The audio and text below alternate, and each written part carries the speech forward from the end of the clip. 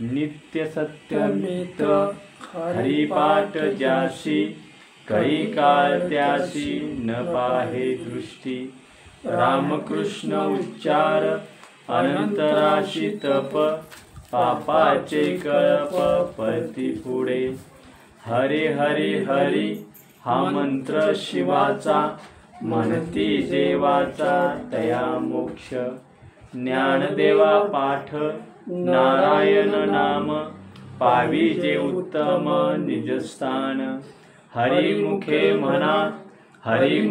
म्हणा पुण्याची गणना कोण करी. रामकृष्ण श्री विठ्ठल.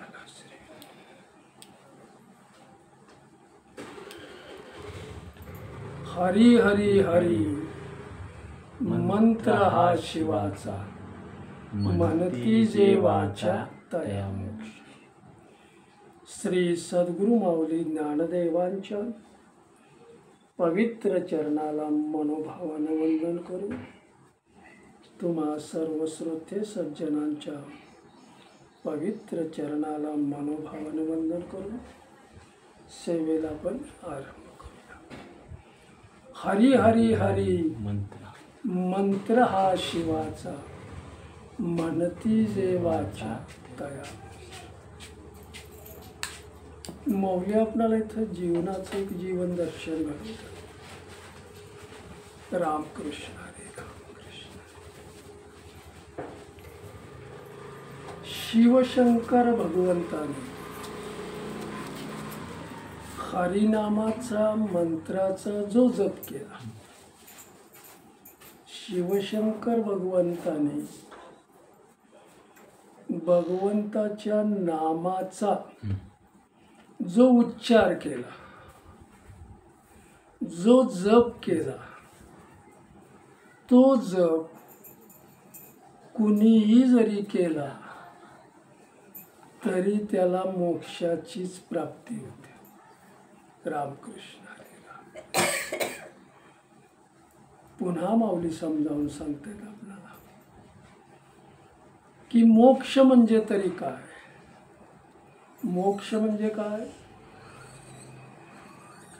अत्यंत दुःखाची निवृत्ती आणि निरंतर सुखाची प्राप्ती, याला मोक्ष म्हटले. कळवून घ्या, पण थोडी असली तरी सगळ्यात चांगलं. मोक्ष कशाला म्हणायचं? दुःखाची पूर्ण निवृत्ती झालेली, दुःखच नाही, आणि निरंतर सुखाची प्राप्ती. पुन्हा माऊली आपल्याला समजावून सांगतात, ज्या वेळेला शिवशंकराने विष प्राशन केलं, देहाची जी आग झाली, पण ते भगवंताच्या नामानं, भगवंताच्या नामामृतानं तो देह शीतल झाला, अग्नी शीतल झाले. कशामुळं? रामनामा. रामनामामध्ये एवढं सामर्थ्य आहे, रामनामाचा एवढा प्रभाव आहे, घेतलेलं विष सुद्धा शीतल बनवण्याची ताकद रामकृष्ण हरे राम. वाकडं तिकडं आपलं काम झालं तरी ते पुन्हा सुधारण्याचं काम आपल्याला. माऊली आपल्याला पुन्हा समजावून सांगतायत की जसं संसार आणि अध्यात्म ही परस्पर विरोधी आहेत. संसार वेगळा आहे, परमार्थ वेगळा आहे. ही दोन टोक आहेत, परस्पर विरोधी आहेत. संसारी माणूस परमार्थ करणार नाही, परमार्थ करणारा संसार करणार. परस्पर विरोधी आहेत, दोघांचा 36 आकडा आहे. कळतं ना, मी रामनामावर बोलतो सांगतो. मग हे सगळं जाणलं संत महात्म्याने. संसार, अध्यात्म एकरूपता होणार नाही, परस्पर विरोधी असल्यामुळं मग त्याची तडजोड करण्याचं काम संतांनी केलं. तडजोड त्यांनी काय केली? राम नाम म्हणत तू संसार कर, राम राम म्हणत संसार कर. तडजोड कुणी केली? संत महात्म्यांनी स्वतः तडजोड केली, त्याचा अनुभव घेतला, अनुभव आपल्या जीवनात आणला आणि मग आपणाला देण्याचं काम. संसार कसा कर? राम राम म्हणत कर, राम राम म्हणत कर. हिथं काय देणं घेणं नाही. नाम म्हणायला काय घेणं देणं? तरी सुद्धा लोक रामनाम घेत नाहीत. देणं काही नाही. याचाच अर्थ संसार आपल्याला रामनाम म्हणू देत नाही. कळतंय ना मला काय म्हणायचं? संसारात मग्न झालेला, संसारात रममाण झालेला मुखात त्याच्या नाम कसं येणार? येणारच नाही. रामकृष्ण पुन्हा माऊली आपणाला समजावून सांगतायत, या परमार्थ विद्येचा, अध्यात्म विद्येचे गुरु शिवशंकर. मग शिवशंकर अध्यात्म विद्येचे गुरु असून सुद्धा ईश्वराचं नाम आवडीने घेतात. कळतंय? शिवशंकर हे मुक्त झालेलं जीवन आहे. मुक्त झालेलं जीवन असून सुद्धा ईश्वराचं, हरीचं नाम घेतात. हे नाम सर्वसामान्य माणसानं जरी घेतलं, श्रद्धेनं जर घेतलं, तर त्याला निश्चित मोक्षाची प्राप्ती झाल्यावाच. कळतंय ना मला? हरी हरी हरी हा मंत्र शिवाचा, म्हणती जे वाचा तया मोक्ष. समजावून सांगतायत माऊली. माऊली स्वतःचा अनुभव सांगतायत. आम्ही कुठल्या पंथातून आलो? नाथ पंथात. मग नाथ पंथाचे संस्थापक कोण आहेत? आमचे संस्थापक शिवशंकर आहेत, आदिनाथ गुरु. मग शंकर भगवंत हे आमचे फाउंडर आहेत, संस्थापक आहेत, आणि त्यांना नामाचं इतकं प्रेम आहे. मग आम्हाला किती असलं पाहिजे? रामकृष्ण. तो अनुभव मी घेतलेला आहे. तो अनुभव माऊली म्हणतात मी घेतलेला आहे, आणि तो घेतलेला अनुभव मी तुम्हाला हरी हरी हरी मंत्र हा शिवाचा, म्हणती जे वाचा रामकृष्ण हरी रामकृष्ण. आपलं जीवन हे वासनेतून जन्माला आलेलं आहे. मग वासना संसाराकडे घेऊन जाते, इच्छा संसार करायला लागते. वासनेतून आमचा जन्म झाला, त्याच्यामुळं आम्ही काय करणार?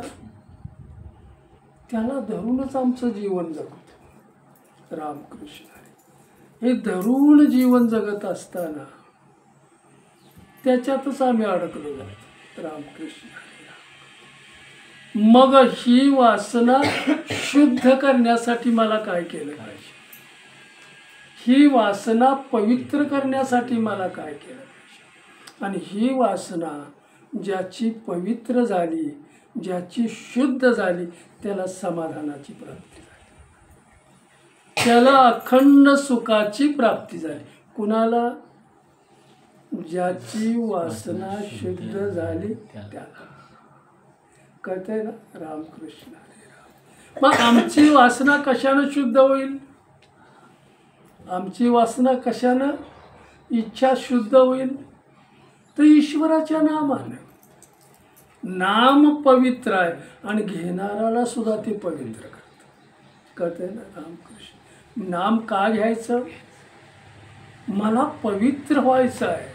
बघा इथं मला काय सांगायचं. गंगेचा उगम जिथून झाला ती पवित्र आहे गंगा. गंगेचा उगम कुठून?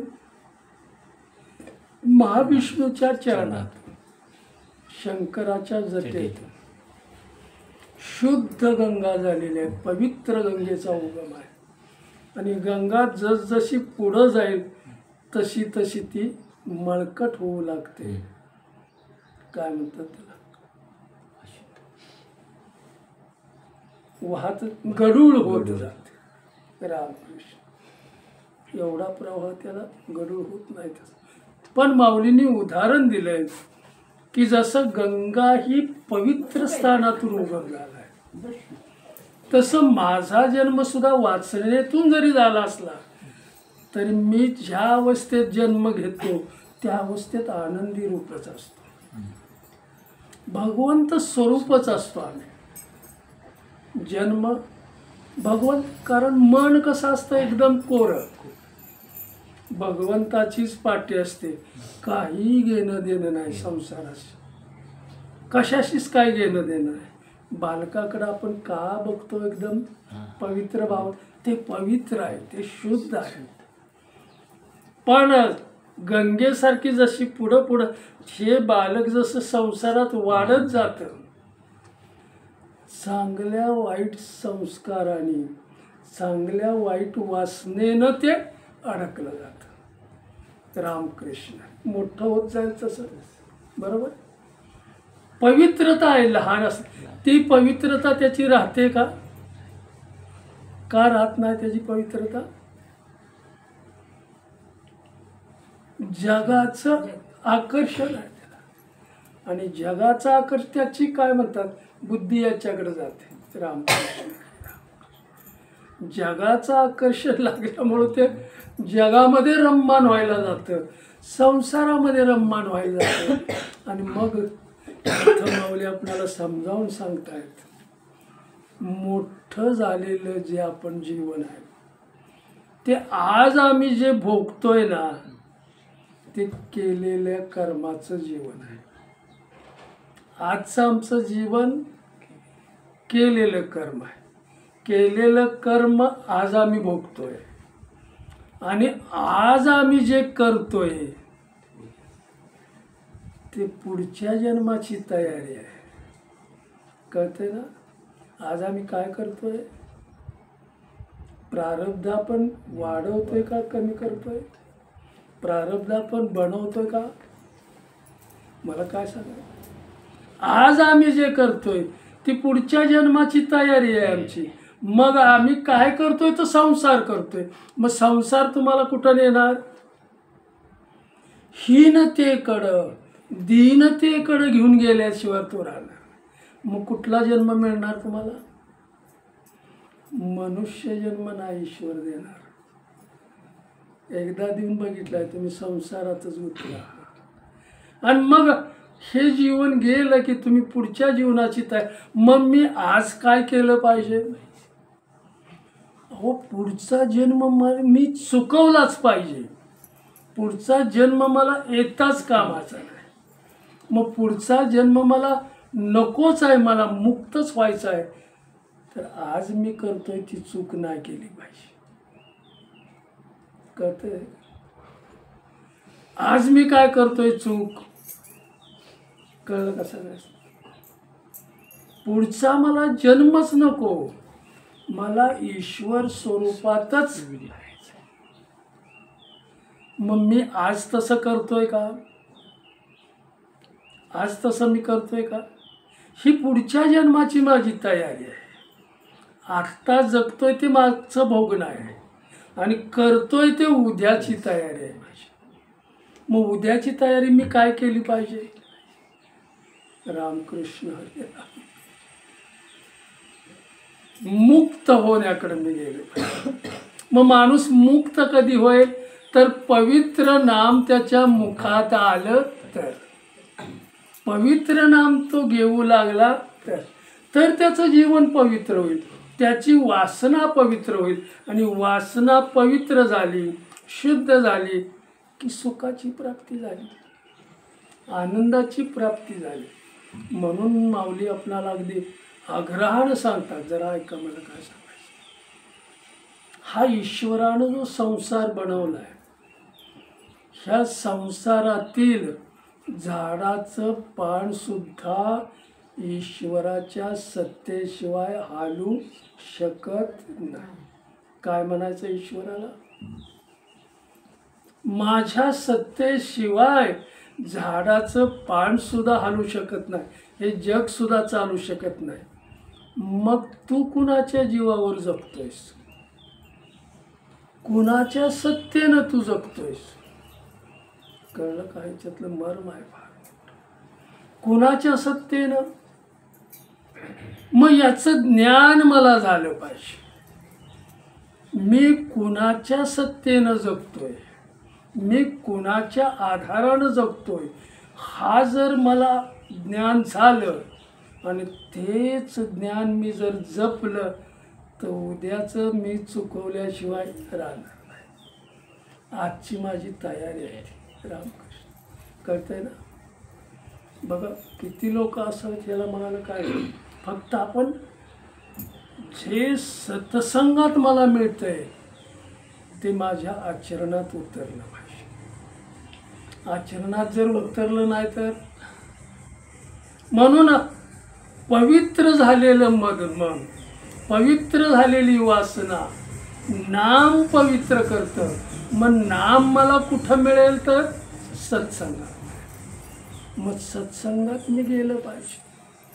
सत्संग जर मला आवडत नसेल तर संसार आपलं भलं करणार आहे का?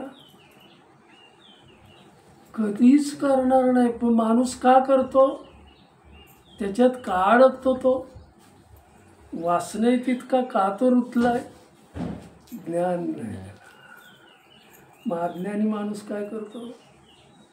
अज्ञानी माणूस संसार सगळं माझं आहे, सगळं माझं आहे.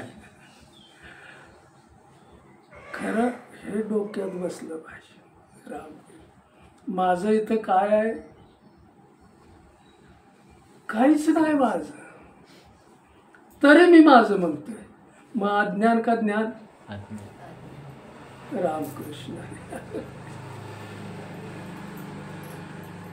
माझी बायको सांगताना सांगतो, माझे पती सांगताना सांगतो आपण समाजात, माझा मुलगा, माझी मुलगी, माझे आई वडील सांगताना समाजात सांगतो आपण, माझी शेती, माझी विहीर, माझं घर, माझा बंगला, ही माझी गाडी सांगताना आपण सांगतो. पण ह्याच्यातलं माझं काय आहे? सांगताना सांगतो की माझं काय आहे ह्याच्यात? मग काहीच नाही. याचं जर ज्ञान मला झालं तर मी कसं वागलं पाहिजे? त्याच्यात अडकलं पाहिजे का? कमळाच्या फुलासारखं पाण्यात असून त्याला स्पर्श नाही. संसारात असा मुखात रामनाम असेल, तुम्ही याच्यात अडकणार. रामकृष्ण. उदाहरण आलं लवकर लक्षात म्हणून मी तुम्हाला सांगतो की जसं द्रौपदी माता सुद्धा म्हणत होते, माझे 5 पांडव आहेत, माझे आहेत, आणि हे 5 पांडव जगाला भारी आहेत. मग मला जगात भिण्याची काय गरज? कळतंय? मी कुणालाच भीत नाही, कारण जगाला भारी आहेत माझे 5 पांडव. कुणाच्या याच्यावर अहंकार? पण दुःखात हे सगळे हरले. द्रौपदी पणाला लावली, द्रौपदीला सुद्धा घेऊन गेले कौरव. आणि मग दुर्योधनानं द्रौपदीला, दुःशासनाला सभेमध्ये आणायला सांगितले, वस्त्राला हात घातला. आत्ता मग हे माझे पांडव आहेत. धर्माला कळवळ्यानं हाक मारली, माझी लाज राख. पांडवांच्याकडे बघते, धर्माला हाक मारली, माझी लाज राख. धर्म म्हणतोय सत्यानं माझे हात बांधलेले आहेत, तुला मी मदत करू शकत नाही. कुठं गुतला? भीमाला हाक मारली. भीम म्हणला, माझे धर्मान हात बांधलेत, मला तो काहीच करू देत नाही, मी तुला मदत करू शकतो. अर्जुनाकडे बघितलं, धावा केला, अर्जुनाला हाक मारली, अर्जुनाने खाली मान घातली. नकुल सहदेव तसंच झालं. मग मी जगाला सांगत होते की माझे 5 पांडव कोण आहेत. आपण बोलूया, 5 पांडव माझे कोण आहेत? पती. पण जगाला भारी आहेत, म्हणून मला जगाला भ्यायचं काय? आणि आज कुठला प्रसंग तुझ्यावर आलाय? 5 पांडव या प्रसंगातून तुम्हाला वाचवू शकतायत का? आणि मग तिला स्मरण झालं की जगातला प्रत्येक माणूस स्वार्थी आहे, आपल्यासाठीच तो जगत असतो. माझे पती का जगत? कुणासाठी हे जगले? मी हाक मारली, कळवळ्यानं आले का माझ्याकडे? मग आता निर्वाणीचा मला कोण आहे? मी कुणाला हाक मारू की मला याच्यातून तो सोडवेल? कुणाला हाक मारली पाहिजे? एका भगवंता वाचून माझा कोण नाही का हा इथं? मग जगातल्या वस्तू मी का माझ्या म्हणतो? भगवंत तुझा असताना सुद्धा तुला जगातल्या वस्तू का आवडतात? सुंदर आजचा प्रसंग आहे बघा. का आवडतात? तर आमचं हे अज्ञान आहे. ज्ञान असेल तर येऊ जाऊ का आपण तिकडं? देव माझा मी देवाचा, सत्य हीच माझी वाचा. सत्य बोलणं हे एक तप आहे, आणि ते तप माझ्याकडून झालं पाहिजे. मग माझा इथं कोण आहे? एक ईश्वर आहे. ईश्वराचा अंश माझ्याकडे आहे, म्हणून मी बोलतोय. मी कुणाच्या सत्तेनं बोलतोय?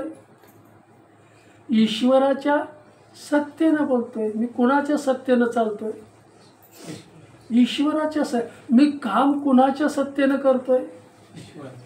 आणि मग ईश्वरच जर तुम्हाला ओळखता नाही आला, त्याची सत्ताच तुम्ही जर जाणली नाही, त्याचं रामनामच तुम्ही घेतलं नाही, तर आपण कुठल्या गतीला जाऊ? पुढची गती कुठली आहे आपली? कळतं ना? तुम्ही इथं काय म्हणता त्याला, दीन मार्गाला, किंवा काय म्हणतात त्याला, खालच्या मार्गाला आपण गेल्याशिवाय राहत नाही. मनुष्य जन्म पुन्हा नाही. आणि मग माझा निर्वाणीचा एकच तो म्हणजे श्रीकृष्ण आहे. आत्ता थकले मी सगळं. ज्याला मी माझं म्हणत होते तो अंतकाळी उभा राहिला का? याच्यातून तो सोडवू शकला का? मग माझं मी का म्हटलं त्यांना? मग माझं का म्हटलं मी त्यांना? मला तेवढी जाणीवच नाही झाली. आत्ता मला कळलं की माझा निर्वाणीचा श्रीकृष्ण, आणि त्यालाच मला हाक मारली पाहिजे.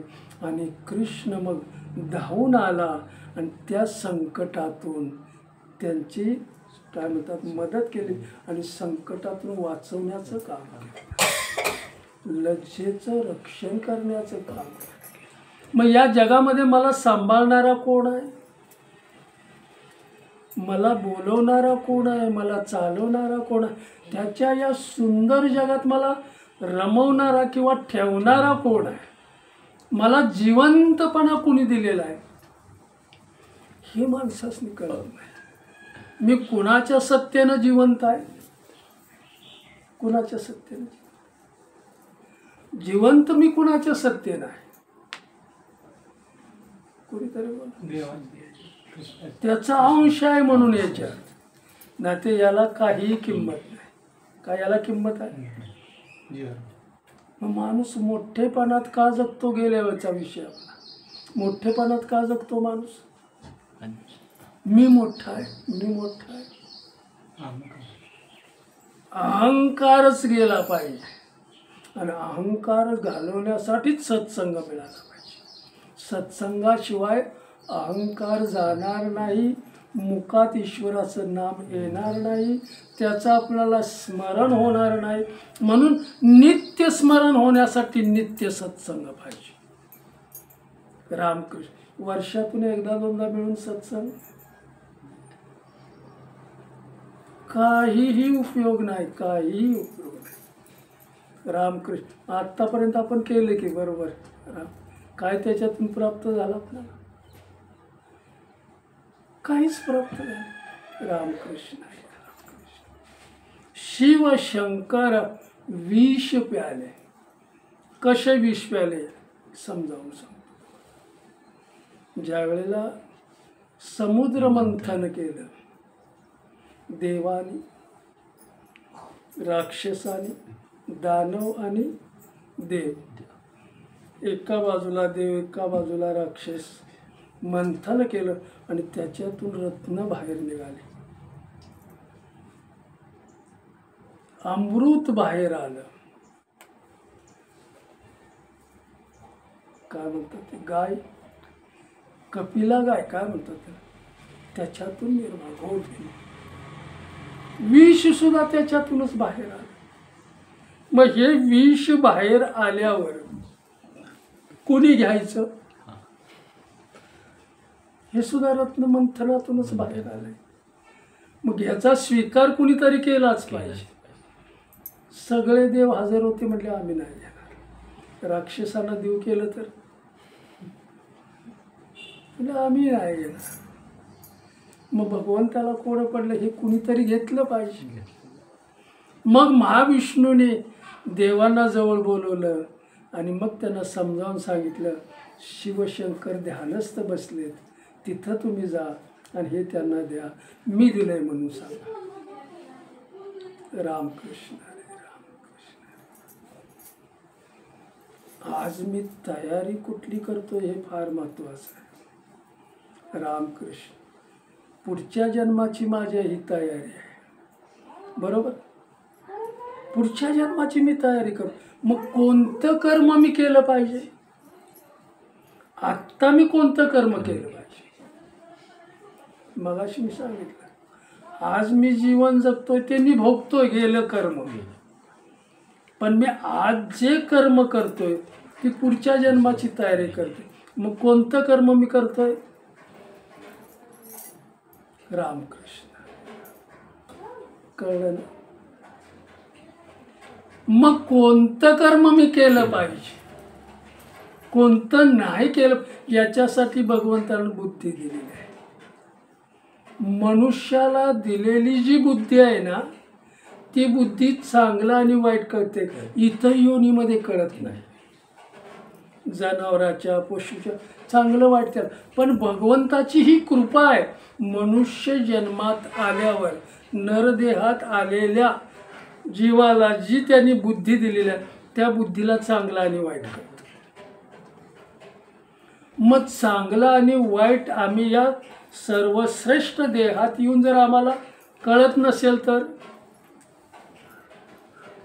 चांगलं मी करतोय का वाईट करतोय?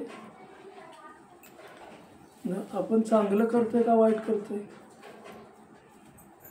कोणीतरी चांगलं करतोय ना. कुणासाठी?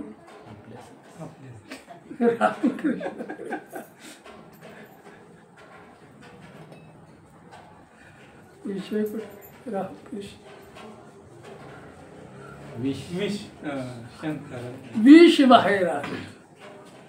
मग ह्याचा स्वीकार कुणीतरी केला पाहिजे. टाकून तर देता येत नाही. मग देवांना जवळ बोलवलं महाविष्णूनं. शिवशंकर ध्यानस्थ बसलेले आहे, त्यांच्याकडे नाही. मी पाठवले म्हणून सांगा. रामकृष्ण. देव एकत्र आले, शिवशंकराकडे गेले, ध्यानस्थातून ते बाहेर आले. त्यांच्या समोर तो त्याने कलश ठेवला विषयाचा. तर म्हटले काय आहे याच्यामध्ये? देवाचा आणि शिवाचा संवाद चालला, ह्याच्यात काय आहे? कुणी पाठवलंय? तर देवानी सांगितलं, महाविष्णूने तुमच्यासाठी हा प्रसाद दिलेला आहे. प्रसाद पाठवलेला आहे तुम्हाला. महाविष्णूने जर माझ्यासाठी प्रसाद मन, अंतकरण, हृदय सद्गत झालं. माझं स्मरण माझ्या महाविष्णूला झालं, माझ्या देवाला माझं स्मरण झालं, आणि त्यांनी जो प्रसाद पाठवलेला आहे तो कसा का असेना, माझ्यासाठी पाठवलाय ना तो, मी तितक्या भावानं त्याचा स्वीकार करतो, आणि त्याचा स्वीकार करणं हे माझं कर्तव्य आहे. कर्तव्यानं समजा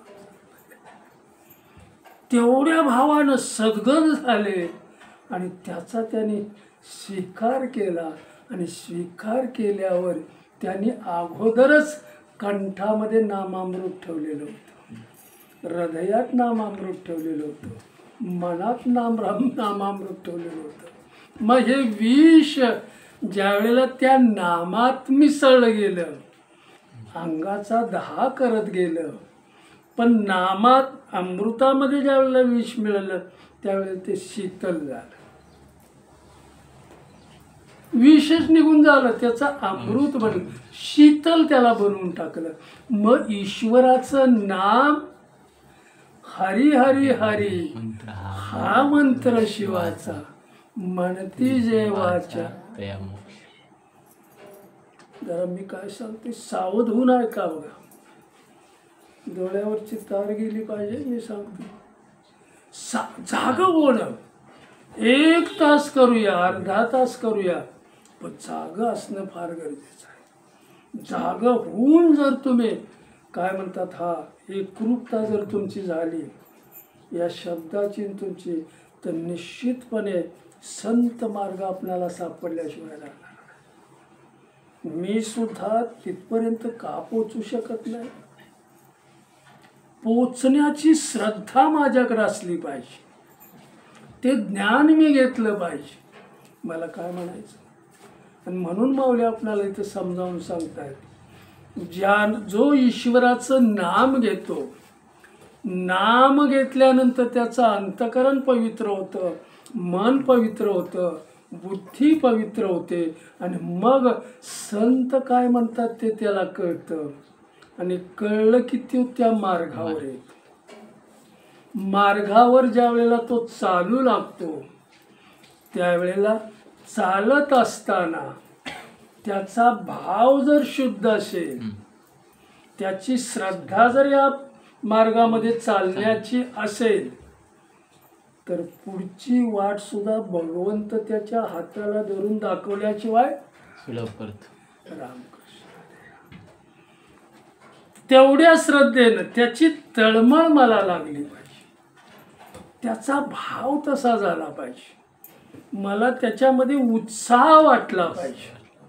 परमार्थात आपला उत्साह असतो, परमार्थामध्ये उत्साह, संसार जेवढ्या उत्साहानं करतो तेवढ्या उत्साहानं आम्ही परमार्थ करतो का? आपणच बोलूया.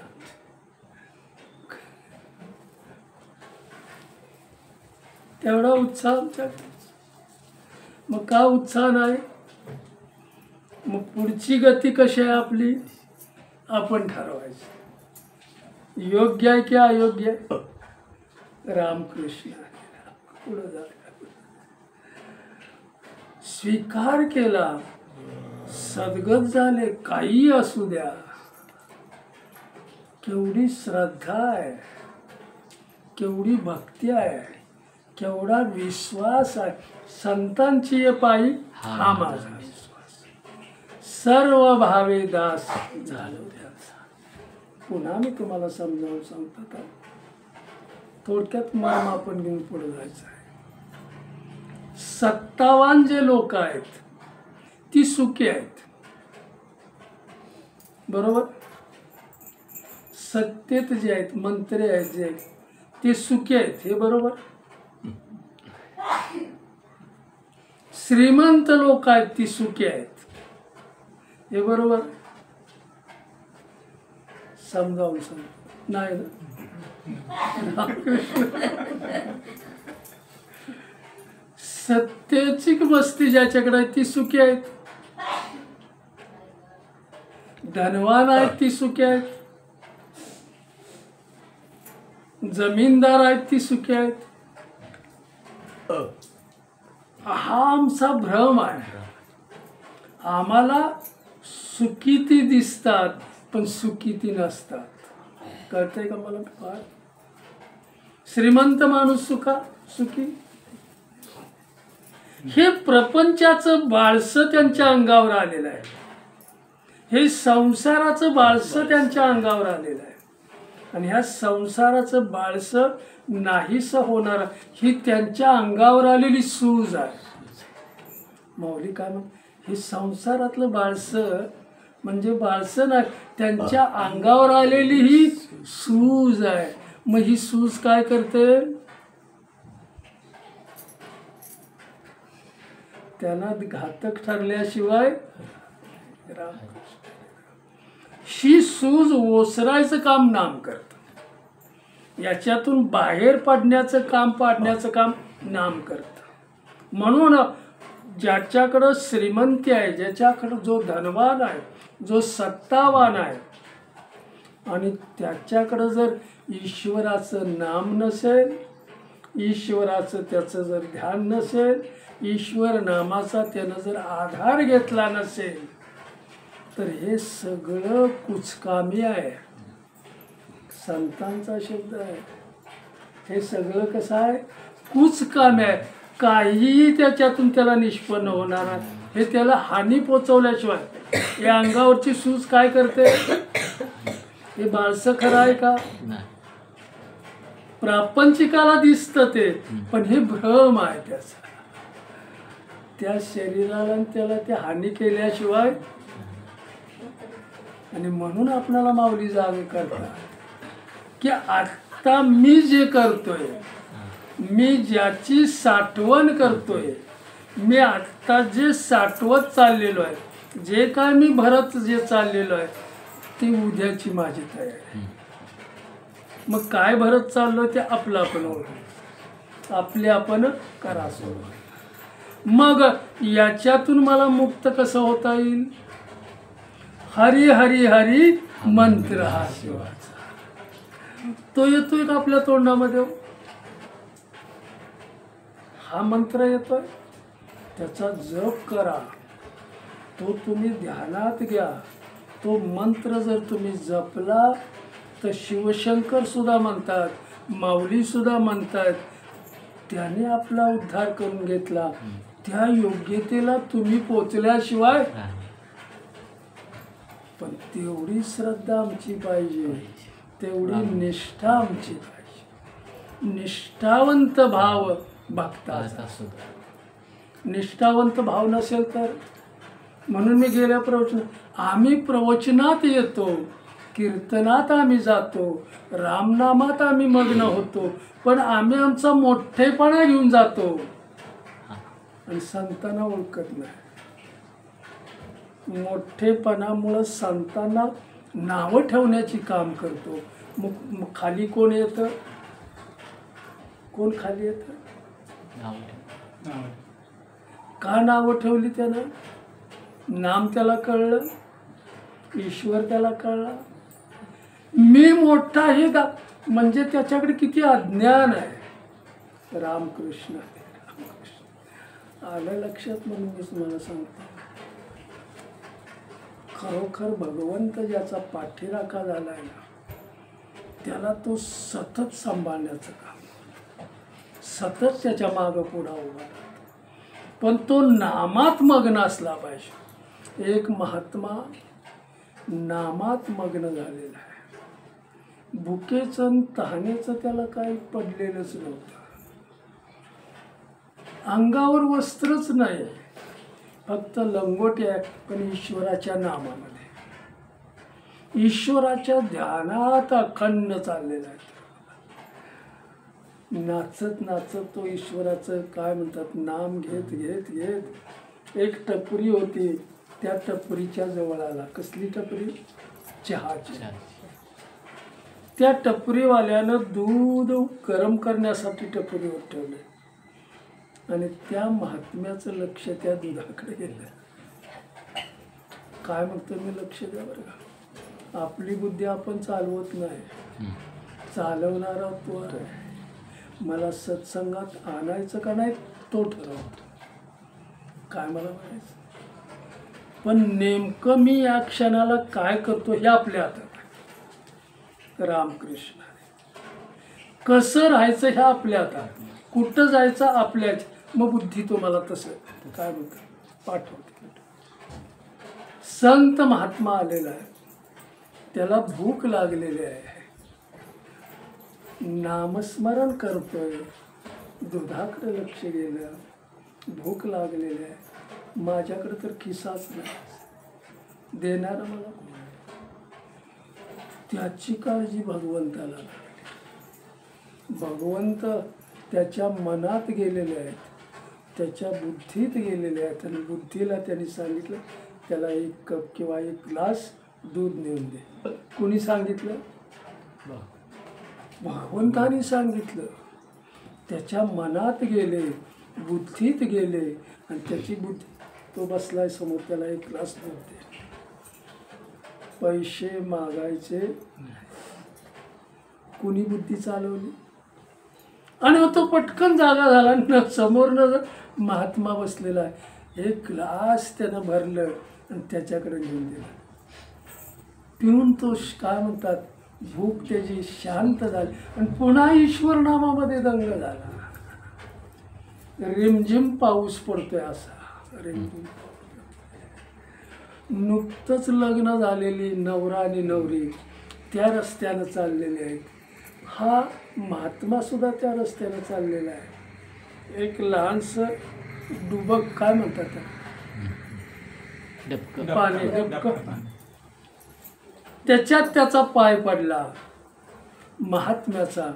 पाणी उडलं, आणि ते बरोबर नवीन लग्न होऊन जे घरी येतो त्या मुलीच्या साडीवर ते पाणी पडलं. साडी खराब झाली. लग्नातली साडी किमती असते ना, हो म्हणताय.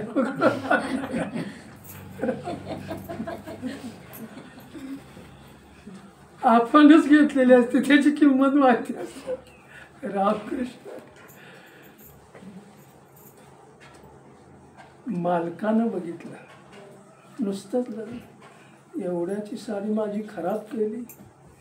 तो पटकन पुढं आला आणि महात्म्याच्या थोबाडीत त्यानं मारले. तिच्या मालकानं झालेल्या, त्याला ते बरोबर नाही वाटलं. एवढी मोठी महाग साडी आम्ही नुसतंच घरी चाललो तर यानं खराब केली. रामकृष्ण पुढं निघून गेले, बरोबर होते. आणि हा पायरी चढत असताना ओली पायरी झाल्यामुळं तो नवरदेव त्या पायरीवरून सटकला आणि खाली आला. त्याचा हात मोडला. राम, मी काय म्हणतोय, त्याचा हात मोडला. आता रामकृष्ण. हे महात्मा त्याच रस्त्यानं त्यांच्या समोरच्या घरात घर असायला तिथनं लोकांचं लक्ष गेलं की मगाशी हा प्रसंग घडला होता, यानं शाप दिलेला आहे. ह्या नवरदेवाला ह्याने शाप दिलेला असला पाहिजे म्हणून हा पडला. थोडक्यात घेतो आपण, पुढे जाऊया. मग ते त्याच्याकडे आले, संत महात्म्याकडे. तुम्हाला आमचं बरोबर नाही वाटलं, तुम्ही त्यांना का शाप दिला? ते पायरी चढतानाच म्हणजे पडले, पाय घसरला, त्यांचा हात मोडला. म्हणले मला काही आठवत नाही, तो सगळा प्रसंग मला सांगा. मग त्यातले सगळा प्रसंग, आम्ही येत होतो, ती नवीन लग्न झालेली, हा मालक, तुमचा पाय त्या डुबकात पडला, पाणी अंगावर उडलं, आणि मग त्याने तुम्हाला थोबाड. हा म्हटले बरोबर आहे. तिच्या मालकाला राग जसा आला तसा माझ्या मालकाला नाही का राग त्याला राग आलेला आहे, मला राग आलेलाच नाही. आणि त्यानं जी शिक्षा दिलेली आहे ती तुम्हाला भोगणं गरज. रामकृष्ण हरी जय जय रामकृष्ण हरी, रामकृष्ण हरी जय जय रामकृष्ण हरी. नामात मग्न व्हा तुम्ही, ईश्वर ध्यानात मग्न, आणि त्याचं नाम घेत घेत संसारात करा. संसार बांधणार नाही, अजिबात बांधणार नाही. त्याचं नाम आपल्या मुखात आहे, त्याचं स्मरण असेल, जे दिल ते मला त्याच्या इच्छेने. मला काय म्हणायचं बघा, नीट ऐका. त्याच्या कृपेनं मला हे घर मिळालंय, त्याच्या कृपेनं मला हे कुटुंब लावलेलं आहे, त्याच्या कृपेनं हे सगळं झालेलं आहे. जे माझ्याजवळ आहे ते त्याच्या कृपेनं मला मिळालेलं आहे. पण माझं नाही, हे सगळं त्याचं आहे. ह्या भावात राहणं याला वैराग्य म्हटलेलं आहे.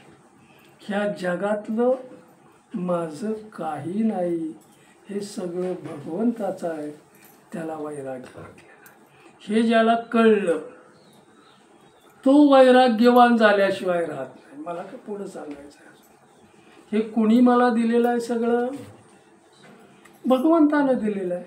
हे माझा आता आहे का, माझ्या जवळ आहे म्हणजे माझं हे त्याचंच आहे. पण थोड्या वेळ पुरतं जे मला मिळालंय, पण ते सगळं त्याचंच आहे.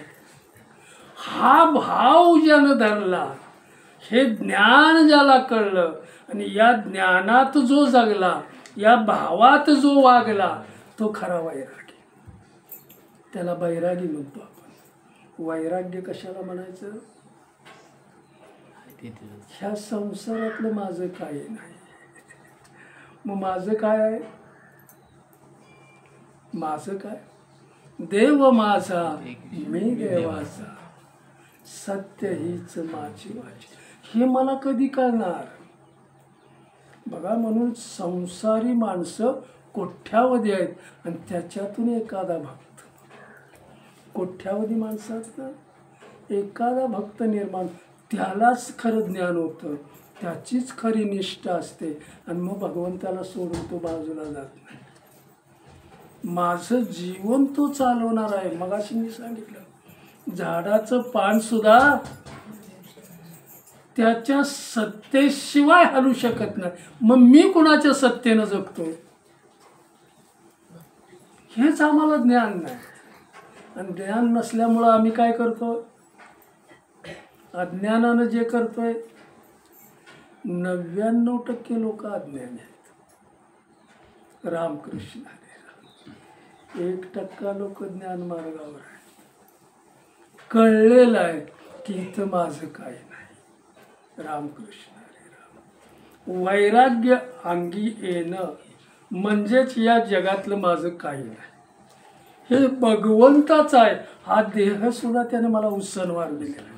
या जीवाला किती वेळ देह दिलाय त्यानं, आयुष्यापुरता आहे. मग हा दिलेलं साधन मी कसं सांभाळलं पाहिजे, याचा कुठं उपयोग केला पाहिजे, मी हे साधन कशासाठी वापरलं पाहिजे, कशासाठी वापरलं पाहिजे, ईश्वराच्या स्मरणासाठी, त्याचं नाम घेण्या, ह्याच्यासाठीच दिलं आहे. देवे दिला देह भजना गोमटा. मग हे आपल्याला कळलंय का. मी तुम्हाला सांगतो, आठवड्यातून एक प्रवचन असण्यापेक्षा रोज 1 तास तुम्ही पण नामस्मरण तरी करत जावं, तर तुम्हाला असं लागेल ते. रामकृष्ण. हे वर्ष ते वर्ष कुणाला परमार्थ कळणार, कळत. रामकृष्ण हरी रामकृष्ण. काही माणसाला कळत नाही. म्हणून 24 तासापैकी मी संसारात किती रममाण झालं पाहिजे, ईश्वराचं नाम मी किती घेतलं पाहिजे, ध्यान मी किती केलं पाहिजे. रामकृष्ण हरी रामकृष्ण. ईश्वराला काही देऊ नका, अगरबत्ती लावू नका, कुंकू अबीर त्याला लावू नका. फक्त तो तुमच्या मनात सारखा असला. आम्ही देवपूजा केली की देव आमच्या घरात राहतो, आम्ही बाहेर जातो. बरोबर का, बरोबर असतो आपल्या. रामकृष्ण हरी, रामकृष्ण हरी. त्याला बरोबर आम्ही कधी घेतच नाही, पण तो सतत माझ्या बरोबर असला पाहिजे. सतत माझ्या बरोबर जर असेल तर मी संसार कसा होईल माझा? संसार माझा नाहीच, हे वैराग्य माझ्याकडे आलं पाहिजे. भगवंतानं हे सगळं निर्माण केलेलं आहे. हे निर्माण कुणासाठी केलेलं आहे? हे भगवंतानं हा सुंदर संसार सगळ्या प्राणी मात्रासाठी, पण विशेष करून माणसाला जी बुद्धी दिलेली आहे त्या बुद्धीचा त्यानं उपयोग केला पाहिजे. भगवंताची ही खरी कृपा आहे, माणसाला ही मोठी बुद्धी दिलेली आहे. बघा, वैराग्य का आपण वैराग्य कशाला म्हटलंय? वैराग्य म्हणजे नेमकं काय? रामकृष्ण, वैराग्यशील माणूस सतत भगवंताच्या जवळ असतो. तो भक्ती मंदिरातच प्रवेश केलेला आहे.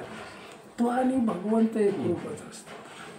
वैराग्य ज्याच्याकडे आहे, संसारात गुंतलेल्या माणसाकडे रामकृष्ण. आम्ही आमचं मोठेपण कशावर ठरवतो? वस्तूवर. म्हणजे चांगलं की त्याच्यात सुख आहे? सुखच नाही त्याला आम्ही आमचं म्हणतो. रामकृष्ण. माऊली इथं पुन्हा समजावून, जीवनातलं मर्म माऊली आपल्याला समजावून सांगतो की जसं पाण्यात पडलेली जी धूळ आहे, पाण्यात पडलेली धूळ ती जोपर्यंत पाण्यात आहे तोपर्यंत ती हालत राहते. रामकृष्ण.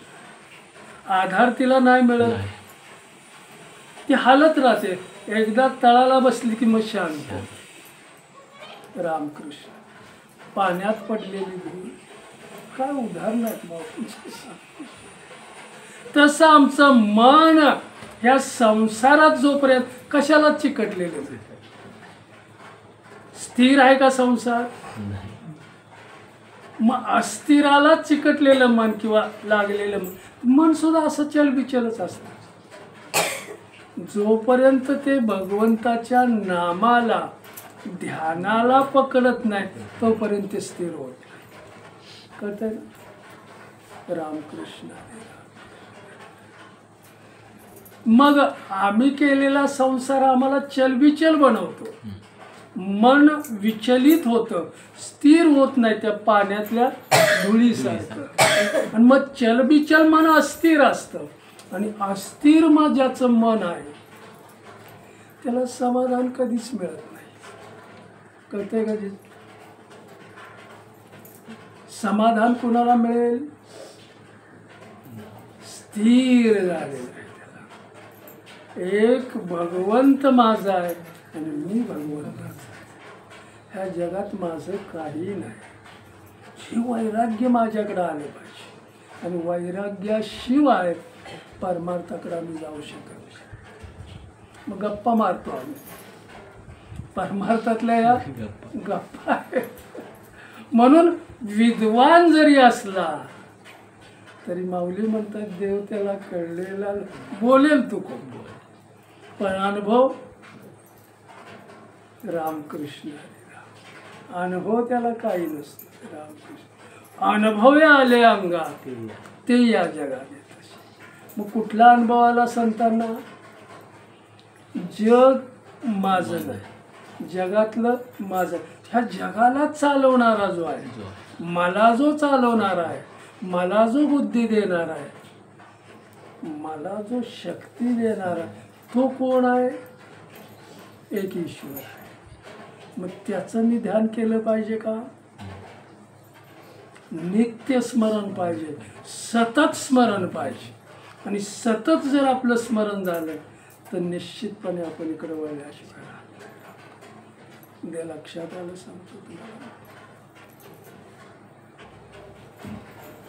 दर्शनाला आपण जातो, पण आमच्या आतला भाव काय आहे?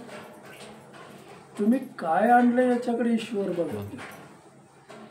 आम्ही दर्शनाला तुझ्या आलोय, पण कुठला भाव आहे तुझ्या अंतःकरणात? कुठल्या हेतूनं तू माझ्याकडे आलायस?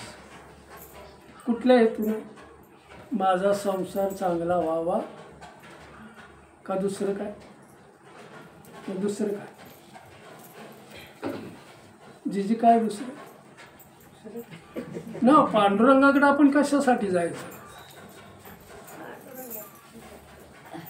काय मागायचं त्याच्याकडे? कायच मागायचं नाही काय मागायचं. मग जायचं कशाला? आहे की? जायचं कशाला व शरीर चांगलं ठेवू म्हणून जायचं. हा मग तेच मी एवढंच सांग, मागायचं, बाकी काय मला चांगलं ठेव, माझा संसार चांगला ठेव. संसारातले नको नगर करू. शरीर चांगलं ठेवून हीच बाकी आपली. या काय करायचं? शरीर लुलं झालं तर काय देऊन करायचं? चांगले ठेव म्हणून सांगायचं.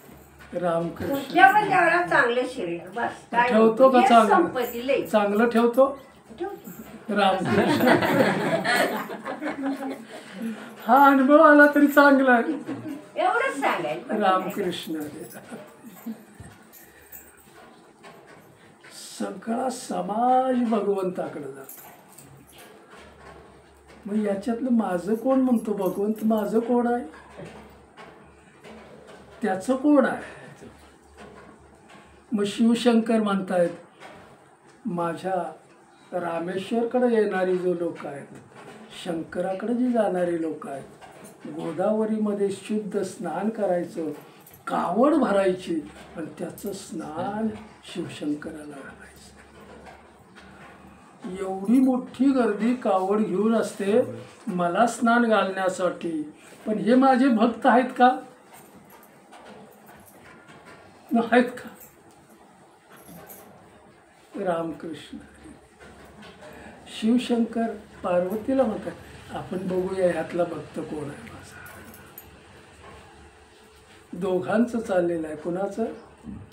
शंकर पार्वतीचं. मग शिवशंकर आणि हे भक्त चाललेले आहेत रामेश्वरला. त्यावेळेला गाढवाचं रूप घेतलं शंकराने आणि गाढवाचं रूप घेऊन ते तिथं थांबले रस्त्यावर जाणाऱ्या येणारच्या आणि तडफडत पडलं गाढव. तानेनं व्याकुळ झालेला आहे, हातपाय झाडतंय, काय म्हणतात ओरडतंय तोंडाने.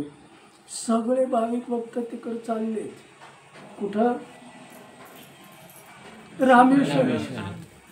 पवित्र पाणी घेतलेलं आहे, जल निघाले.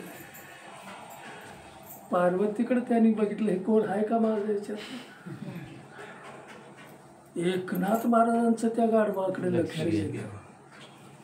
कावड खांद्यावर आहे, तडफडतंय, पाण्याची गरज आहे. मग त्याच्याजवळ गेले, कावडीतलं पाणी त्याला दिलं. त्याचं हे कुठं मी घेऊन चाललो होतो? रामेश्वरला. त्याच्यावर पाणी ओतून काय झालं असतं? ज्याला गरज आहे ते तडफडतंय, त्याचा प्राण चाललेला आहे. सगळं पाणी कावडीमधलं ते गाढवानं घेतलं, पूर्ण पाणी प्यालं आणि मग त्याला ताजेतवाना आला. ताजेतवाना आल्यावर ते उठलं. तसं शिवशंकराचं रूप त्यानं धारण केलं आणि एकनाथ महाराजांना आलिंगन दिलं. कुणाला दर्शन घडलं?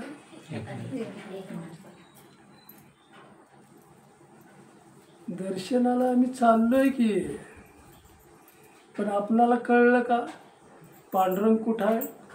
जे का रंजले गांजले त्याशी म्हणे जो आपले, तोची साधू ओळखावा देव तेथेची जाणा. रंजल्या गांजलेला ना आपलं म्हणणारा माणूस पाहिजे. मग असा कोण आहे? महात्म्याशिवाय कोणच नसतं. कुणाला कळवळा येतो? संताशिवाय किंवा भगवंताशिवाय कुणाला कळवळा येतच नाही. माझा कळवळा कुणाला येईल? हाक मारल्यावर धावून कोण माझ्यासाठी येईल? पार्वतीने सगळा प्रसंग पाहिला. मग हे एवढे तुमच्याकडे चालले ते कशासाठी? हे दर्शनाच्यासाठी आलेलेच नाहीत. गेल्या वेळेला मी सांगितलं पंढरपूरमध्ये एवढी गर्दी आहे. पांडुरंगाच्या दर्शनासाठी आम्ही बी त्यात आहे, जिजी बी त्यातच आहे, रामकृष्ण. पण भेटीसाठी आम्ही निघाल. काय आमचा हेतू आहे? दर्शनाचा हेतू काय आमच्या? भगवंत दर्शनाचा हेतू तू मला मिळाला पाहिजेस, तुझा संसारातलं काही नाही, हा भाव तो झाला पाहिजे. मला कोण मिळाला पाहिजे? पांडुरंग माझा आहे आणि मी पांडुरंगाचा आहे, हा भाव माझा झाला पाहिजे. आणि हा भाव ज्याला झाला तो जगातलं काय तो खरा वैरागी. वैरागी कुणाला मिळालं? संन्यास म्हणजे वैरागी नाही. काय म्हणतात त्याला? बायको वारली म्हणजे संन्यासी होता येतं असं नाही. नाही म्हणून तो वैरागी होता. त्यावेळेला वैरागी होता का? रामकृष्ण ह्याला खरं वैरागी, त्याच वेळेला ते झालं पाहिजे. म्हणून कुठंही गुतायचं नाही आपण. इथं कोण माझं काय भाव माझा नाही. कुणी नाही कुणाचं भाऊच काय. पोरं तरी आपले आहेत का? कुणी कुणाचं आहे? कुणी नाही. माया आहे. ममतेत माणूस अडकतो आणि मग तो संसाराच्या चिखलात उडतो. माझा आहे, त्याने लात मारली तरी आपण खपवून घेऊ, दुसऱ्याने मारली तर तिटकार आहे त्याचा. आपला कोण आहे आपण ओळखलं पाहिजे. रामकृष्ण प्रभू रामचंद्र आईच्या वचनाला जागण्यासाठी आईने सांगितलं तुम्हाला 14 वर्ष वनवास केला. काही कुठल्याही भावानं सांगितलं, पण तो भाव पकडून ते वनात गेले. दर्शन ज्यांना पाहिजे होतं, ज्यांना मिळणार नव्हतं, त्यांना दर्शन झालं वनामध्ये. प्रसंग असा आला की लंकेच्या याने त्यांचीच पत्नी आणि मग लंकेकडे ते निघाले. थोडक्यात सांगून पुढे शिव शंकर त्यांना जसा भगवंत भेटला तसा मला का भेटणार नाही?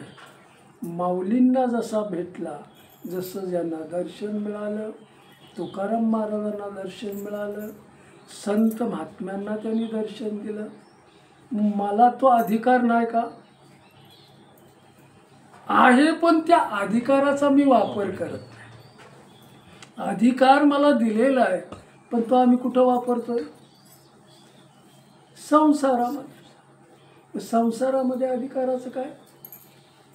मोठेपणात मग अहंकार आला त्याला. रामकृष्ण माऊली समजावून सांगतायत, ज्या वेळेला शिष्य आपल्या गुरूंची स्तुती करतो त्यावेळेला गुरुला अहंकार आला पाहिजे का?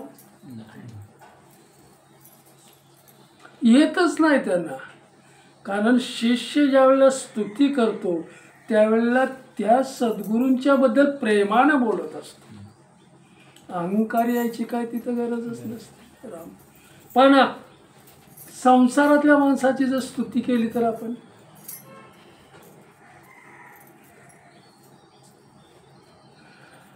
त्याच्या उलट बोललो तर रामकृष्ण असा आहे संसार भाग. मला काय म्हणायचं? कुठं आलो? रामकृष्ण हरे राम. आलो कुठं?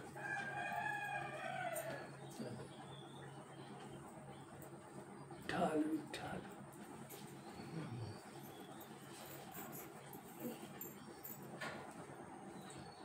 शिवशंकर पार्वती. प्रभू रामचंद्र. प्रभू रामचंद्र आईच्या सांगण्यावरून वनवास. लंकेला त्यांना जावं लागलं.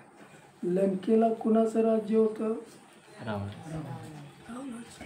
रावण कसा होता? दुराचारीच होता. भोगमय जीवन जगणारा होता, अत्याचारी जीवन जगणारा होता, सगळं माझं म्हणत होता, हे सगळं माझं. राम अधिकार दाखवायचा सगळ्यांना, सामर्थ्य आपलं जे ते घेऊन जायचं. प्रभू रामचंद्र तिकडे गेले, रावणाचा वध केला, सेतूवरून गेले, रावणाचा वध केला आणि मागे त्या रावणाच्या लंकेवर त्यांनी दैवी संस्कृतीचा झेंडा फडकवला. काय म्हटलेलं आहे? दैवी संस्कृतीचा झेंडा तिथं फडकवला. काय म्हणतात त्याला? सत्याचा झेंडा त्यांनी फडकवला आणि मग तिथं थांबले नाहीत. विभीषणाच्या हाती सगळी लंका दिली आणि मग मागं फिरले. नीट आहे का? मला काय म्हणायचं? राम अवतार घेतला, पण या जगातलं माझं काय आहे त्यांनी कधीच गुंतले नाहीत, कधीच गुंतले नाहीत. इकडं वालीला मारलं, सुग्रीवाच्या हाती राज्य दिलं. सुग्रीवाला सुद्धा बोलले, वालीचा मुलगा अंगद आहे, त्याचा हे सगळं थोडे दिवस तो कर, तो करता झाला की तू सोड.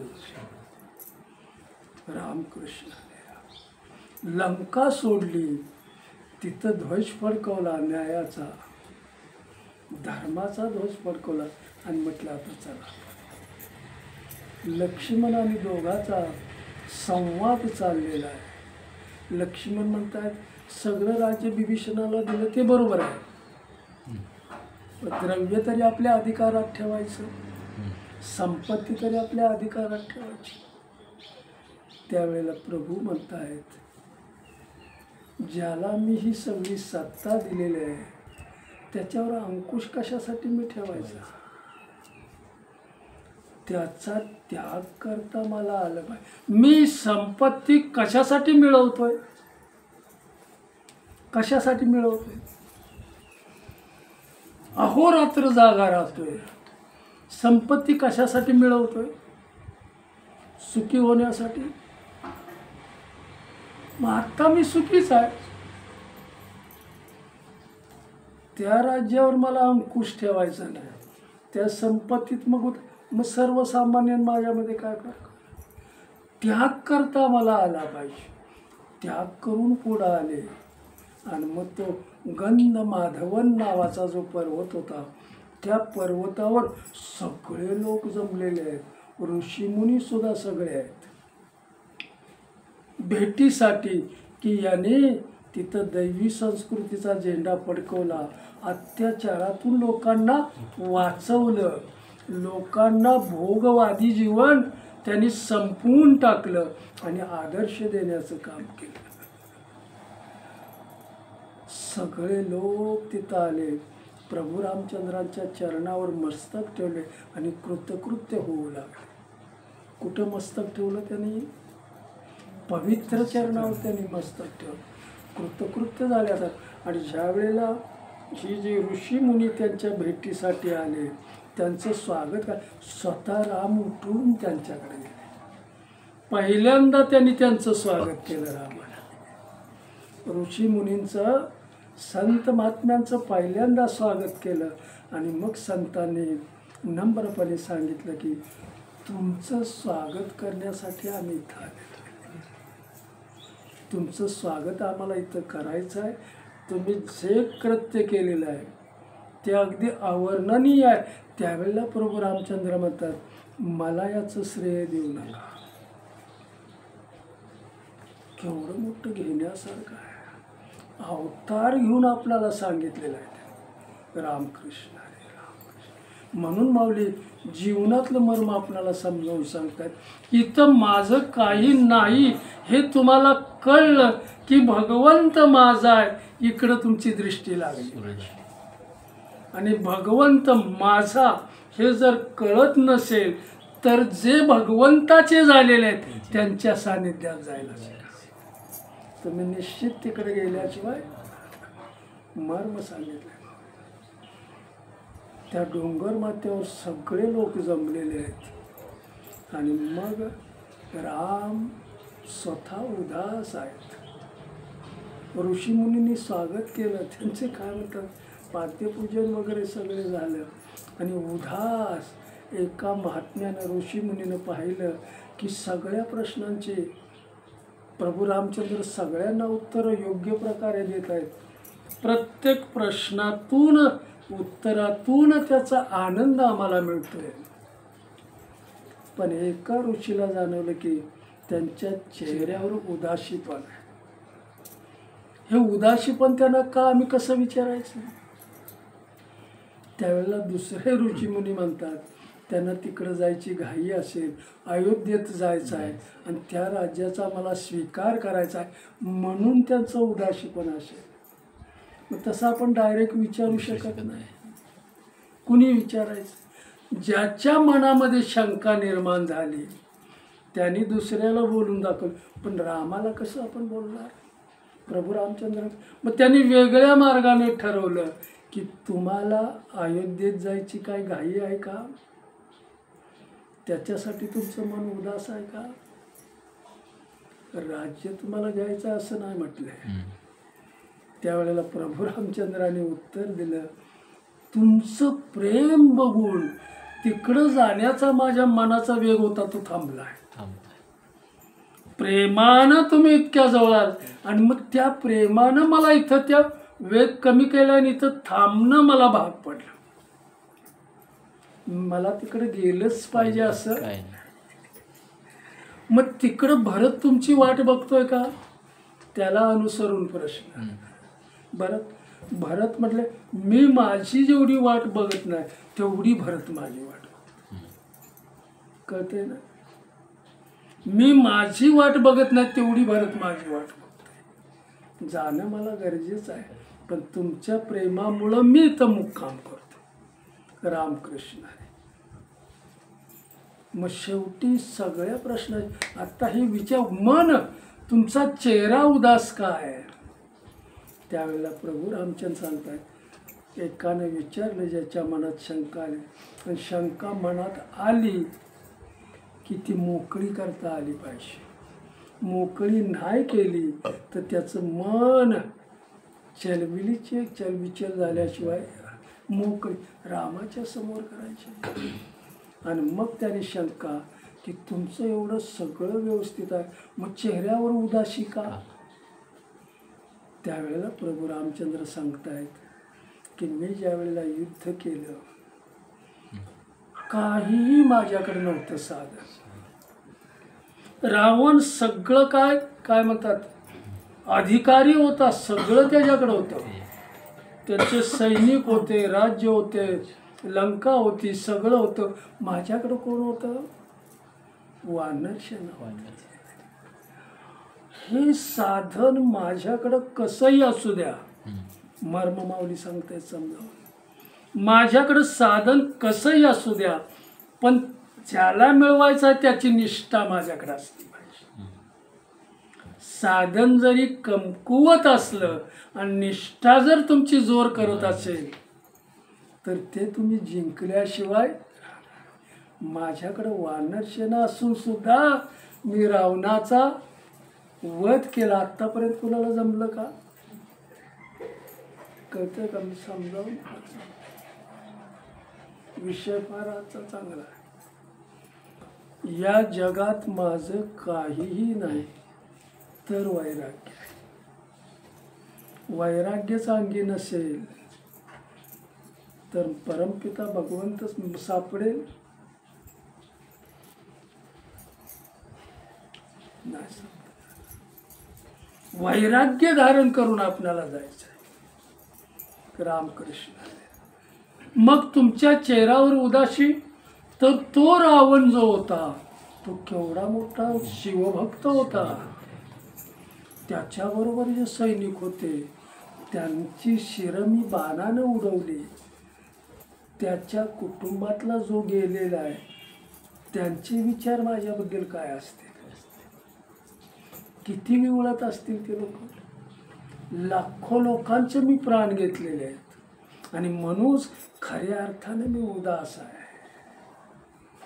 जिवंत माणसाला मारणं किती पाप आहे आणि ते पाप मला सारखं काय म्हणतात घोकायला लावते आणि मग माझा चेहरा उदास बनतो.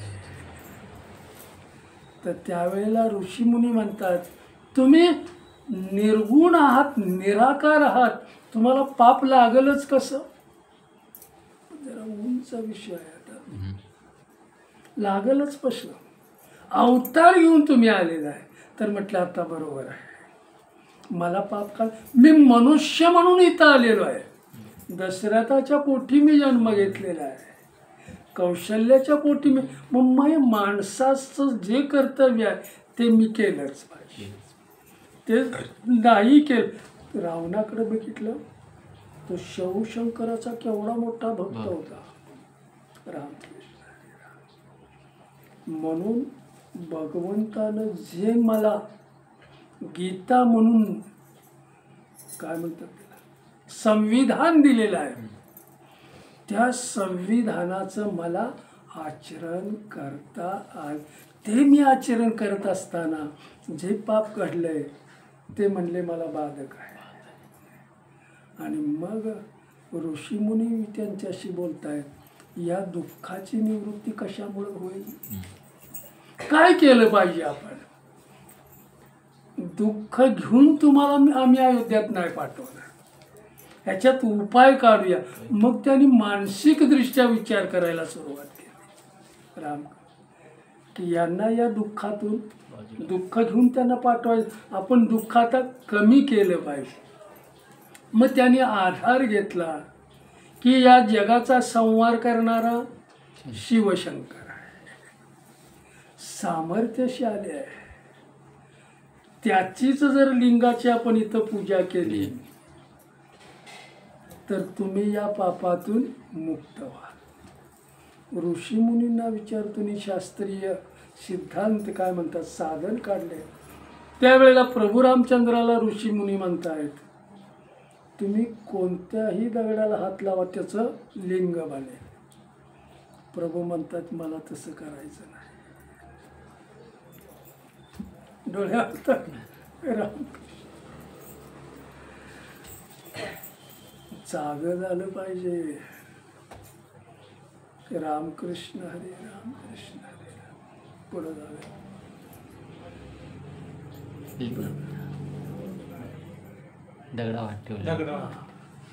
त्याचं लिंगवर केवढा अधिकार आहे तुम्ही. तसं नाही मला करायचं, तुम्ही उपाय सुचवलेला आहे, मग मी याच्यातून मुक्त कसा होईल पापा. मग शिवशंकरात, मग तिकडून तुम्हाला जाऊन ते लिंग आणलं पाहिजे.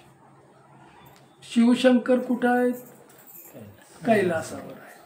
मग तिकडं जाणारा कोण आहे, वायू वेगापेक्षा ज्याचा वेग कोण आहे, हनुमंत माझा प्राण आहे. आणि ते ऐकल्याबरोबर हनुमंत तयार झाला. मी जातो. प्रभू रामचंद्रांनी त्याला बोलवलं आणि म्हटलं हे काम तू केलं पाहिजेस, तुला जायचं आहे.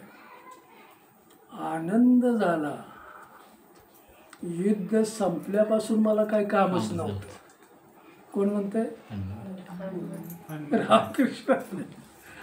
पहिल्यांदाच तुमच्या मुखातून मला काम सांगेल आनंदाने. आत्ता गेलो ना, आत्ता आलो. रामकृष्ण. हनुमंतानं उड्डाण केली, कैलास पर्वतावर गेले. आता मग पिंड कुठं मिळणार, शंकराचं दर्शन मला झालं पाहिजे. पिंड देणारा कोण आहे, लिंग देणारा कोण आहे, शिवलिंग देणारा कोण आहे. कैलास पर्वत पूर्ण फिरला पण शंकरच भेटले नाहीत. तर शिकडं मात्र त्यांचं काय म्हणतात, हे सगळं त्यांनी जमवलेलं आहे, मंदिर उभं केलेलं आहे. त्याची काय म्हणतात ते वेळ ठरलेली आहे. ती वेळ जवळ येत होत होती. आता हा लिंग कधी घेऊन येतो. शिवशंकर याला भेटलेच नाहीत. आणि मग म्हटलं मी पर्याय, आत्तापर्यंत मारुतीने काही नाही केलं असं नाही, सगळी कामं त्यांची रामाची त्याने केलेली आहेत. आणि मग राम बोलतायत ऋषी मुनींना, ज्यानं राम सहज मिळवला त्याला शंकर कसा गवसत नाही. रामकृष्ण. राम मिळवला त्याने. शंकर काय अवघड नाही एवढा मिळवत, तो मिळवल्याशिवाय येणार नाही. पण म्हटलं इकडं विधी आणि ही जर वेळ गेली तर पुन्हा तुमचा योगायोग, परत तुमचं परत तेवढा वेळ जाणार. मग म्हटलं एक काम करूया, तुम्ही काय म्हणता? मग म्हटले सत्य पालन करणारी सीतामाता आहेत, शुद्ध पतिव्रत आहे, त्यांच्या हातानं आपण वाळूचे एक लिंग तयार करूया आणि सगळा त्याच्यावर विधी करूया. रामकृष्ण हरी राम. सीतामातेला बोलवलं प्रभू रामचंद्रांनी आणि मग म्हटले असं असं आता वेळ जवळ आलेले आहे. लिंग बनवलं त्यांनी आणि लिंग बनवून त्याचं काय म्हणतात त्या मंदिरामध्ये स्थापना केली. विधी सगळा झालेला आहे आणि मंत्र पुष्प टाकण्यासाठी स्वतः राम उभे राहिले. तेवढ्यात हनुमंताने तिथं काय केलं, कैलास पर्वतावर जाऊन आराधना केली शिवशंकराची. कुठंच सापडत नाही, सगळा श्वासोश्वास बंद केला. त्यावेळेला शिवशंकराला यावंच. शिवशंकर हजर झाले आणि म्हटले तुला काय हवं आहे? काही मला विचारू नका, तुमचं लिंग अगोदर मला द्या, बाकीच्या गोष्टी नंतर करू. तर तिकडं मला अवधी नाही, मला रामाचं काम माझ्या रामाचं मला काम करायचं आहे. हा भाव माझा झाला पाहिजे. राम माझा आहे आणि मी रामाचा आहे. संसारात तुम्हाला गुंतणार नाही. संसार तुम्हाला परका झाल्याशिवाय मग आपला कोण वाटेल. ममत्वात गुंतू नका. ममत्व हेच या संसारातला खरा चिखल आहे. याच्यातून कुठलाच माणूस सुटू शकत नाही. एवढं घट्ट या ईश्वराने बनवलेलं आहे. मग माझं ज्याला तुम्ही म्हटला तिथं तुम्हाला त्यानं पकड. तो ममतेत राहिल्याशिवाय राहत नाही. म्हणून झडझडवणी वाहिला आले. झडझडून कोण जाणार? वैरागी जीवन झालेला आहे तो. वैराग्य जीवन जो ज्याच्या जीवनात नाही आले, वैराग्यच नाही आलेलं, तो कसा झडझडून निघणार? निघणारच नाही. का निघेल? कोणीतरी बोललं पाहिजे बरं. तो झडझडून कसा? माझं काही नाही तरी तो आपण म्हणतोय माझा आहे. काही नसताना ईश्वर म्हणतो हे संसार सगळा माझा आहे. तुझं काय आहे तर? नो काय आहे तर? कळत नसलं तर परमात्मा होत नाही. माझं काहीही नाही तरी मी माझं म्हणतोय. मग गुंतला कुठं? रामकृष्ण हरी राम. आणि हे गुंतून ठेवण्याचं काम तो करतो. माझ्याकडे येईल का तो? करोडोमधून एखादा की ज्याला हे ज्ञान झालेलं आहे. म्हणून माऊली जीवनातलं मर्म समजावून सांगतायत. ज्याचा भाव वैराग्यशील झालेला आहे, ज्याला वैराग्यशील ज्ञान झालेलं आहे, त्या भावात जो रम्मान झाला तो माझ्याकडे आल्याशिवाय राहणार नाही. कळतंय? त्या भावात त्याला रम्मान, तो भाव सतत त्याला जागृत करतो. आणि तो जागृत केलेला भाव ईश्वराकडे त्याला घेऊन गेल्याशिवाय. हनुमंत आलेला आहे, सगळा विधी संपला आहे. मंत्र पुष्पांजली करताना राम उभे, हनुमंत गर्जना झाली, आलेला आहे आणि ते पिंड रामाच्या समोर ठेवलं. इकडं सगळा विधी उरकलेला आहे.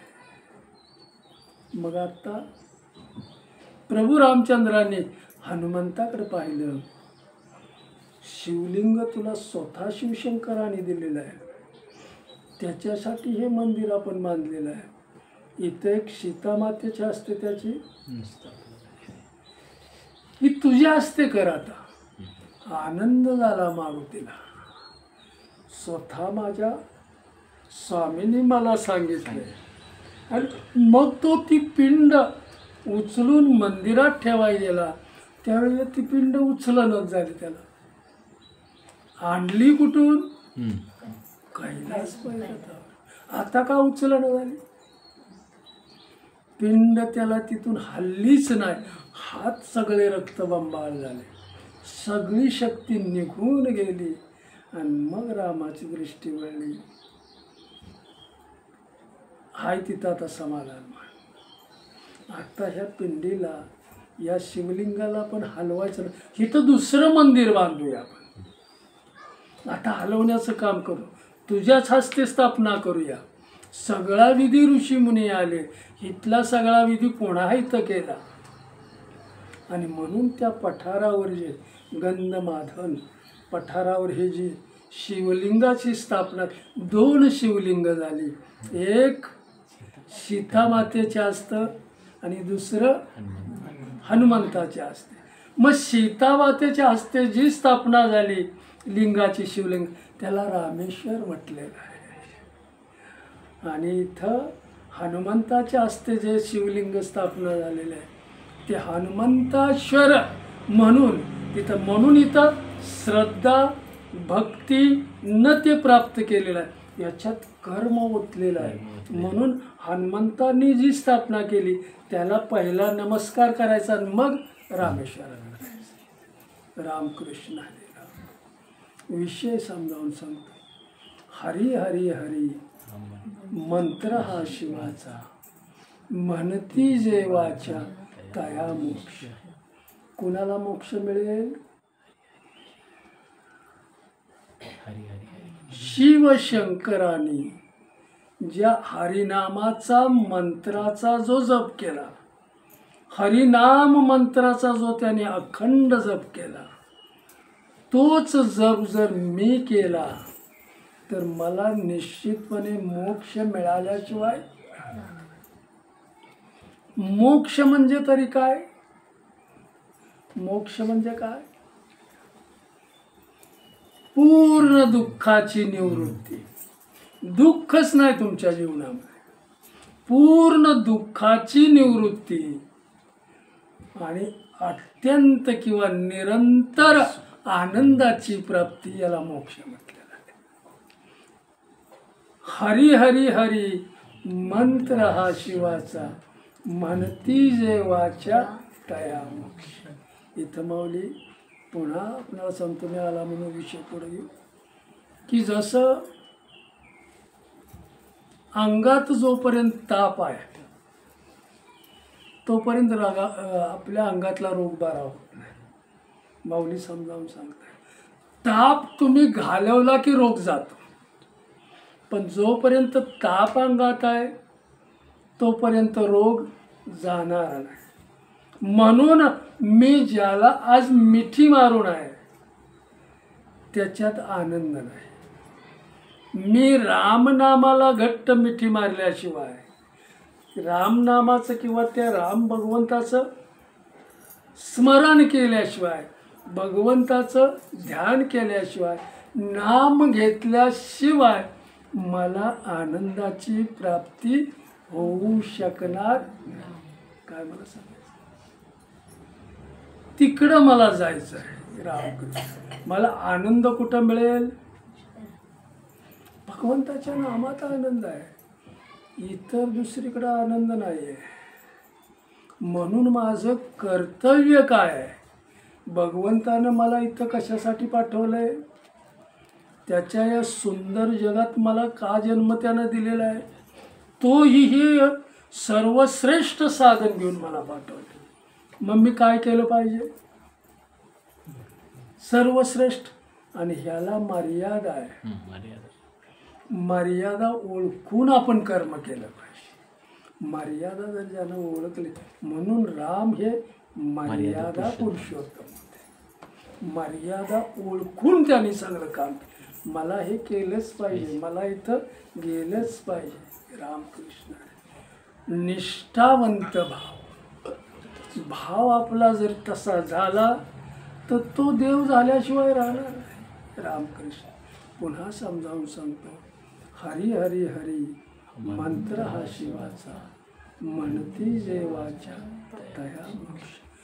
कुणाला मोक्षाची प्राप्ती होईल? शिवशंकरासारखा जर हरिनामाचा मंत्र त्याचा जप जर तुम्ही केला, याच देही याच डोळा, तुम्ही मुक्त झाल्याशिवाय राहणार. मग मला मुक्तच व्हायचं आहे. संसारात राहून मला चूक करायची नाही, चुकीचं वागायचंच नाही. मग मला तिकडं जाता येईल. रामकृष्ण. मगाशी जसं सांगितलं, आजचं जे मी जगतोय ते, आजचे जगतोय ते मागचं कर्म आहे माझ्या. आणि आज मी जे कर्म करतोय ती पुढच्या जन्माची माझी तयारी आहे. मग पुढच्या जन्माची आपण काय तयारी करतोय? काय तयारी करतोय आपण पुढच्या जन्माची? हीनतेकडं, दीनतेकडं, क्षुद्राकडं मला जायचं आहे का याच्यातून आपल्याला उंच ठिकाणी ईश्वराच्या स्वरूपामध्ये विलीन व्हायचं आहे? जन्म मरणातूनच मला मुक्त व्हायचं आहे. आणि मुक्त व्हायचं असेल तर जे मी करतोय त्याच्यात चूक नसली पाहिजे. रामकृष्ण. त्याचं मला अखंड स्मरण पाहिजे. अखंड स्मरणाशिवाय मी त्याच्याकडं जाऊ. आणि म्हणून ह्या जगातलं माझं काही नाही. काय काय आपलं काही नाही. संसारी माणसाच्या गप्पा वेगळ्या असतात, परमार्थिक माणसाच्या विचाराची देवाणघेवाण असते. रामकृष्ण. म्हणून आपल्या जीवनातील अनमोल क्षण आहे तो कुठं खर्च केला पाहिजे? टपरी बसून गप्पा टप्पा मारणे. संसारी माणसाच्या सानिध्यात गेलेला जो आपला वेळ आहे याचा आम्ही कचरा करतो. याला टाकाऊ बनवतो आपण. ह्याला टाकाऊ नाही बनवायचं, ह्याला अनमोल बनवायचं आहे. मग अनमोल बनवण्यासाठी माझ्या जीवनातला प्रत्येक क्षण मी कुठे घालवला पाहिजे? ईश्वराच्या नामात घालवला पाहिजे. किंवा ईश्वर स्वरूप जे झालेले आहेत त्यांचा संग मला मिळाला पाहिजे. मग त्यांना ओळखण्याची दृष्टी तरी माझ्याकडे आहे का? ते जर माझ्याकडे नसेल तर अवघड आहे. थोडं तरी त्यातलं ज्ञान असेल. म्हणून तेवढा गुण असेल तर तिकडं जाता येईल. गेल्या वेळेला मी सांगितलं, त्या शास्त्री पंडिताला जागं केलं रामेश्वराला, आणि माऊली त्याला समजावून तुझ्याकडं थोडं पुण्य आहे म्हणून माझ्याकडं आलं असतं. माझ्याकडं नसतं आलं असतं तुला हे भोगणं भोगावंच लागणार आहे. मला काय सांगायचं बघा, भोगातून मुक्त करणारा कोण आहे? म्हणून त्यागी जीवन भोगातून समाप्त होतं. त्याग झाला पाहिजे. त्याग ज्याचा करता आला ज्याला तो संन्यासी मार्ग. संन्यासाचा अर्थ काय? संन्यास. माझं इथं काय नाही, काही माझं नाही असं ज्याला ज्ञान झाले तो संन्यासी जीवन. रामकृष्ण. मग संन्यासाचा अर्थ लग्न केलं नाही म्हणून संन्यासी असा नाही. राम खरं ज्ञान झालं पाहिजे. पुढे जाऊ. रामकृष्ण. हरी हरी हरी मंत्र हा शिवाचा, म्हणती जेवाच्या तया मोक्ष. माऊली समजावून सांगतायत आपणाला जीवन अनमोल आहे. आणि हे अनमोल जीवन आपण कुठं खर्च केलं पाहिजे? कुठं खर्च केलं पाहिजे? भगवंताच्या नामातच खर्च. म्हणून तुम्हाला संसारातलं काम आजचं उद्या करा. हा परत वेळ नाही आपला. एकदा माऊली निघून परत संपलं काम. त्याच वेळेला त्यांना नाही धरलं तर आपण रामकृष्ण कळस हालणं म्हणजे काम बरोबर की नाही? मी आहे इथं अजून कुणासाठी पावलं उभा आहे? आपल्या भक्तासाठी उभा आहे. मग भक्त कोण आहे त्याची निवड तो करतो. माझं कोण आहे त्यानं माझं म्हणण्या इतपत मला त्या गुणानं मी संपन्न झालो. त्याचा एकही गुण माझ्याकडे नाही, तो माझा म्हणेल माझा म्हणणारच नाही. म्हणून थोडं पुण्य होतास म्हणून माझ्याकडे आलास. आणि मग जिथं शरणागत व्हायचं आहे तिथं माऊली जीवनातलं एक सुंदर मर्म आपल्याला समजावून सांगताय. तू अनन्य भावानं ज्याला शरण जाशील तिथं तुझं सगळं संपलं. अनन्य भावानं शरण मला जाता आलं पाहिजे. मी कोणतरी आहे म्हणून शरण जाणं वेगळं, पण भाव शुद्ध करून शरण जाणं त्याचे काही शिल्लक राहत जे आहे ते तुमच्या पवित्र. हा भाव धरून मी गेलं. भाव बळे आकळे एरवी नाकळे करतळी आवळे. ज्याचा भाव शुद्ध झाला देव दुरी नाही. भाव शुद्ध झाला की देव येतोच, मागं पुढं त्याचा सांभाळ करतोस. म्हणून आपला भाव शुद्ध होण्यासाठी नाम पवित्र आहे, नाम शुद्ध आहे. आणि घेणाऱ्याला सुद्धा ते शुद्ध केल्याशिवाय, मग शुद्ध झाल्याशिवाय वासना शुद्ध झाली पाहिजे, इच्छा शुद्ध झाली पाहिजे. इच्छा शुद्ध होणं म्हणजे इच्छारहित होणं, आसक्ती रहित होणं हे वैराग्य आहे. याला संन्यासी म्हटलेलं आहे. कुठलीच आसक्ती नाही मनामध्ये. जगातील कुठल्याच वस्तूची इच्छा न करणं, आसक्तीत न राहणं. मगाशी सांगितलं तसं माझ्याजवळ आहे ते कुणाचं आहे? देवाचंच आहे. फक्त माझ्या जवळ आत्ता आहे, पण ते त्याचंच आहे सगळं. हा भाव माझा झाला पाहिजे. पुंडलिक श्री ज्ञानदेव तुकाराम, श्री पंढरीनाथ भगवान की जय, श्री गोपाल कृष्ण भगवान की जय, श्री सद्गुरु माऊली ज्ञानेश्वर महाराज की जय, जगद्गुरु तुकाराम महाराज की जय, सब संतन की जय, बोल बजरंग बली की जय.